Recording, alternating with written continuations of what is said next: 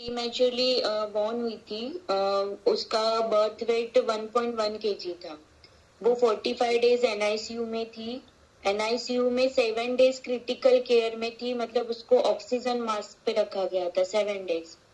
तो जब वो ऑक्सीजन मास्क पे बच्चे को रखते हैं तो ऑक्सीजन फ्लो कभी कम कभी ज्यादा होता है। उससे ब्रेन के जो नर्व्स होते हैं वो डैमेज होते हैं।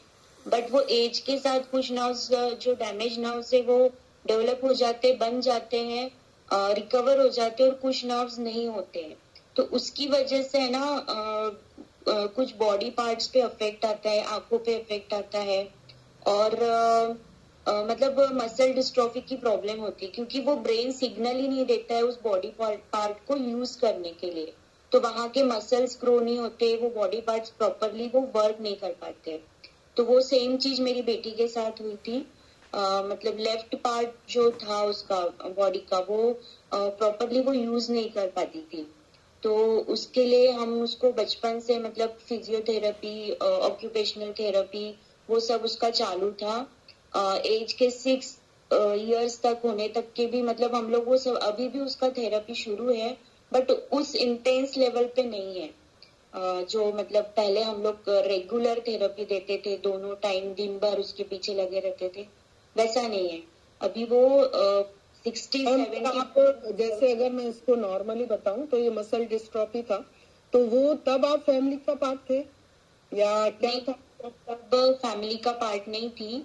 वो 6 इयर्स की हुई उसके बाद मैं फैमिली का पार्ट बनी।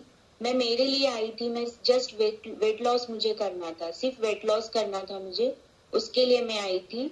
बट मैंने मेरा वेट लॉस किया 3 मंथ्स में, मेरा 15 to 16 kg वेट लॉस हुआ। मैंने ऐसे ही फ्यूल मैजिक यहाँ मैंने सुना, और बहुत सारे बच्चों के मैंने एक्सपीरियंसेस यहाँ देखे, तब मैंने उसको स्टार्ट किया, और सिर्फ डाइनो से मैंने उसको स्टार्ट किया था।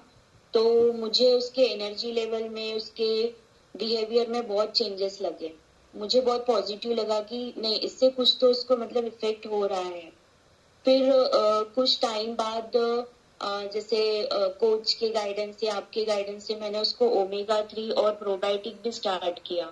तो उसका इफेक्ट ये आया ना मैडम 1 साल के बाद में कि उसका जो हम जो थेरेपी उसको देते थे, रोज जो हम उसको थेरेपी दे रहे थे, उसकी उसको जरूरत नहीं पड़ने लगी। मतलब उसके मसल्स जो रोज थेरेपी, आज जैसे थेरेपी दिया, कल उसके मसल्स फिर से स्टिफ हो जाते थे। तो उससे उसका फर्क ये पड़ा कि आज हम उसको थेरेपी दे रहे हैं, कल उसको थेरेपी की जरूरत ही नहीं पड़ रही है। उसके मसल्स उतने स्टीफनेस होना कम हो गया है। अभी ऐसा है कि उसके मसल स्टीफ नहीं होते हैं, बट उसको ब्रेन को हमको ट्रेनिंग देनी पड़ती कि तुझे ये यूज करना है। इसलिए जस्ट उसके लिए हमको थोड़ा उसको मतलब एक्सरसाइज। ये बेबी में काफी डिफरेंस देखा आपने, एंड हाँ, दूसरी बेबी फुल यहाँ से था, आपने पूरा न्यूट्रिशन लेके किया? सेकेंड बेबी तो मैडम यहाँ का गिफ्ट है मेरे लिए, मतलब कम्युनिटी का गिफ्ट है मेरे लिए। मैं नेचुरली मैं कभी सोच भी नहीं सकती थी कि मैं सेकंड कंसीव करूंगी। मेरा मतलब ये था ही नहीं कि मुझे सेकंड बेबी चाहिए, क्योंकि मेरा फुल फोकस इसके ऊपर ही था, बेटी के ऊपर था कि मुझे इसको ठीक करना है, इसका मैं कैसे ध्यान रखूं, ये कैसे बेटर हो पाएगी, उसके ऊपर मेरा फुल फोकस था। ये तो मतलब वैसे नेचुरली ये हो गया। और इतना हेल्दी है वो, जैसे अभी योगिनी मैम ने शेयर किया। मैं वो भी और मैंने डाइनो, तो मैंने जब से प्रेगनेंसी कंसीव की, मैंने डाइनो स्टार्ट कर दिया था। मतलब वो जब से सेल था वो तब से डाइनो ले रहे हैं। तो अभी यानी उसको हर्बलाइफ बेबी बोल सकते हैं हम? बिल्कुल बोल तो अगर सकते हैं, वो आपकी effective है।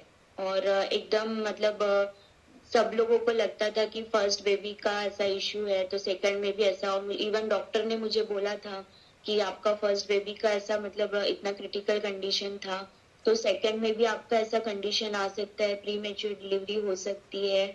तो मतलब बहुत सारे मेडिसिन और बहुत सारे मुझे थायराइड का वगैरह कोई इश्यू नहीं था, फिर भी मुझे थायराइड के मेडिसिन दिए थे, वो ब्लड थिनिंग के मेडिसिन दिए थे। बट मैंने वो एक भी मेडिसिन यूज नहीं की थ्रू आउट द प्रेगनेंसी। मैं पूरा अपना फ्यूल पे थी, और मेरी डिलीवरी भी एकदम प्रॉपर, मतलब सिजेरियन हुई बट डिलीवरी तक के मुझे कोई इश्यू नहीं आया। अभी ना उस ही बेबी में वो सब प्रॉब्लम्स है जो फर्स्ट बेबी में था? कुछ भी प्रॉब्लम नहीं है मैडम, एकदम नॉर्मल है, और बहुत एक्टिव है और बहुत स्मार्ट है। सुपर।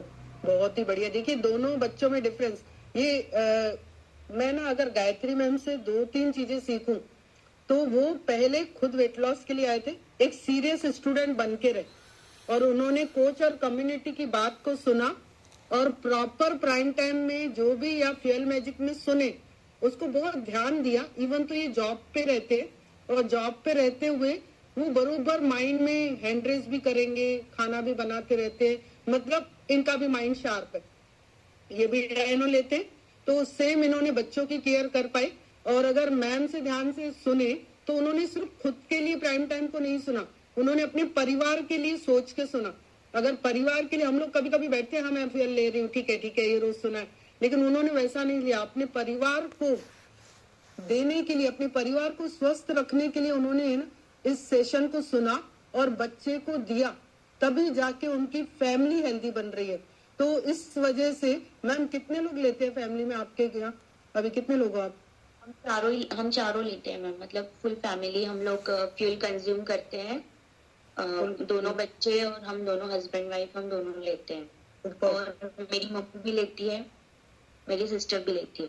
सुपर। और हाँ मेरी बेटी का एक और मैडम जैसे उसको वही ब्रेन के इशू की वजह से उसको स्पेक्स भी है। वो 1.25 साल की थी तभी से उसको स्पेक्स लगे और बहुत हाई पावर के साल से 1.25 साल से स्पेक्स की एज से ही, क्योंकि जब वो एनआईसीयू में थी तभी उसका आई चेकअप भी हुआ था।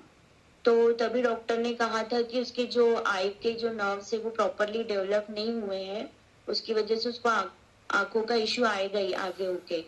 तो जब हमने उसका चेकअप करवाया 1 साल के बाद में, तो उन्होंने उसको बोला कि उसको स्पेक्स लगाने पड़ेंगे, वो भी हाई पावर के लगे उसको, एक -8 एंड -11 ऐसा, राइट एंड लेफ्ट में। देन डॉक्टर ने कहा था कि जैसे जैसे इसकी एज बढ़ेगी वो नंबर उसका बढ़ते जाएगा। बट मैंने जब से उसको उसका नंबर बढ़ा भी, मैंने जब से उसको फ्यूल स्टार्ट किया है ना तब से उसका नंबर नहीं बढ़ा है मैडम, उसका नंबर कांस्टेंट है। वो एक बहुत अच्छा उसका रिजल्ट है। सुपर। तो ये ना मैं चीजें कुछ बताती हूँ फिर देन नेक्स्ट फेल के बारे में, ऐसा क्यों हुआ इनके साथ। तो अभी थोड़ा सा ध्यान से सुनिएगा कि ये ऐसा क्यों हुआ उनके साथ।